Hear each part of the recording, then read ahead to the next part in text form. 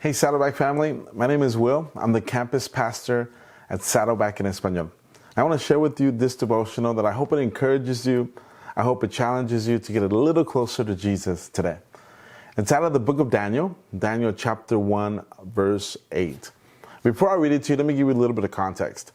Daniel is a God-fearing young man. Him and his friends are chosen by King Nebuchadnezzar to be able to serve in the king's kingdom. And you find out as you read Daniel chapter 1 that King Nebuchadnezzar is an evil king. It's a godless king. And so Daniel and his friends are living in a godless culture, in a godless kingdom. And they quickly find their faith being challenged because of the environment of which they're living in. They're trying to be faithful to God while living in a godless culture. And we can learn much from Daniel. We too, as God-fearing people, we find ourselves in moments being challenged with our faith, being able to live honoring God in a godless culture. And as you read Daniel, you learn this about his faith. His faith was consistent. It was unwavering. And so the question is, what made his faith consistent?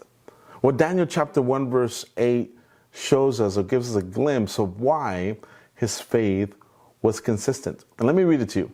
Daniel chapter 1, verse 8. It says this: "But Daniel made up his mind that he would not defile himself with the king's choice of food or with the wine which he drank. So he sought permission from the commander of the officials that he might not defile himself." And so if you read the first part, it says, "But Daniel made up his mind." See, Daniel's faith was consistent because it was God-fearing. Daniel made up his mind that he would not sin against God. He purposed his heart. He had resolve. He had determination that he would not sin against God. He made a thoughtful decision, and he decided that whatever came his way, he was always going to honor God. His decision would always be one that would be God-fearing. For Daniel, he'd rather suffer than sin against God. His faith allowed him to endure so that he can remain righteous. And it's something that we can learn as well. As we go about our day, as we live in this godless culture, godless world, we too need to make decisions. We too need to be determined that every decision we make would be one that would be God-fearing. That we would choose to suffer so that we won't sin. That we would choose to obey God even if it causes us a little bit of pain. Daniel's faith was consistent because it was God-fearing. But we also learn that his faith was people-honoring. That's right. His faith was God-fearing, but it was also people-honoring. Verse 8 says this: "He sought permission from the commander of the officials that he might not defile himself." That's right. He made a request.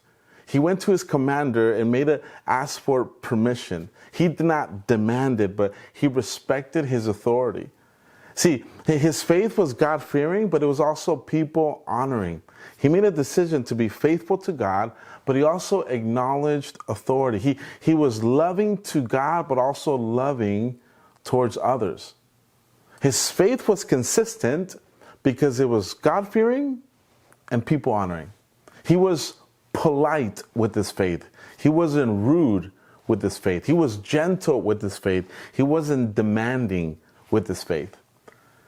Proverbs 15, chapter 1 says this about gentleness. It says, "A gentle answer turns away wrath, but a harsh word stirs up anger." See, our faith must be polite, not demanding. It must be strong, but it doesn't need to be rude. And sometimes we think that gentleness or being polite is a sign of weakness. But the reality is that it's the complete opposite. It takes a lot of strength to be polite. It takes a lot of willpower to be gentle. It takes a lot of strength to be cut off on the freeway and not say anything and just wave. It takes a lot of willpower to be polite, to be gentle. You know, gentleness is not the same as weakness.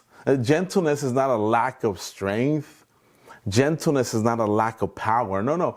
Gentleness is power under control. Gentleness is me wrestling with my son and letting him win. I can crush him, but I decide not to. That's gentleness. Gentleness is power under control. You know, someone said this: gentleness is the God who spoke the world into existence and decided to die on the cross for you and for me. That's gentleness. And Daniel teaches us that in order to have a consistent faith, it needs to be a God-fearing faith, but it needs to be a people-honoring faith.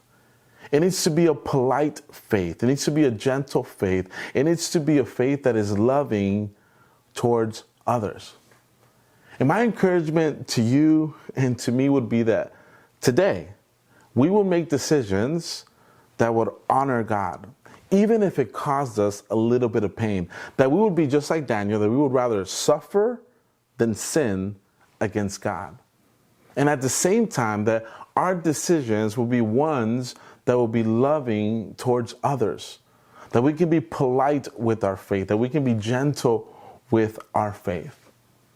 And just like Daniel, we will have a faith that's consistent, that's God-fearing and people-honoring. I hope this devotional encourages you. I also hope it challenges you just a little bit so you can take one step closer to Jesus.